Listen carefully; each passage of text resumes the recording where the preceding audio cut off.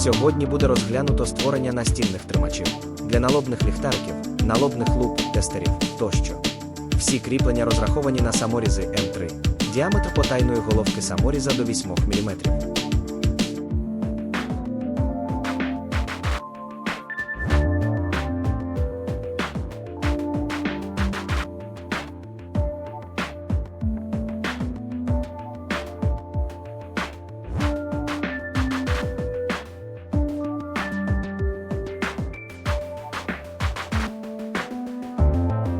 Першим кроком є створення основи під тримач, після чого інші частини додаються до основного тримача. Відповідно, модель була розділена на декілька частин, кожна з яких додавалася до основного тримача.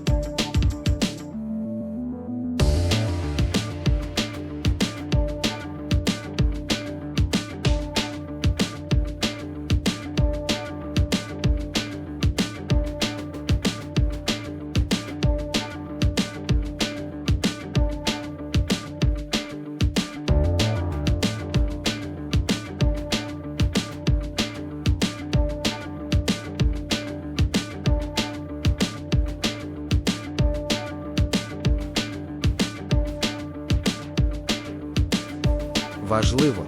Для створення отворів в основі тримача буде використано інструмент Emboss. Головні кроки. Перше. Створюємо offset plane, паралельно тому, де ми будемо створювати отвори. Друге. На площині створюємо отвори будь-якого виду та в тій кількості, як нам потрібно. Третє. Використовуємо інструмент Emboss.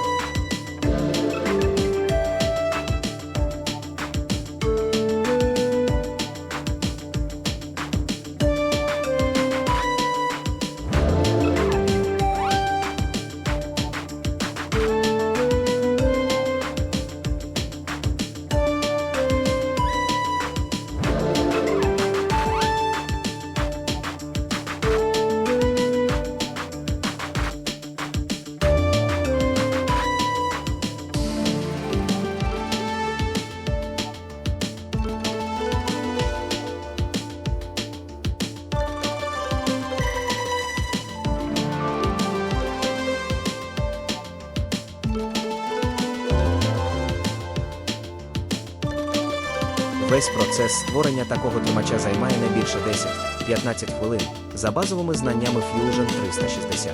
Якщо у вас виникли питання, ви можете їх задати в коментарях.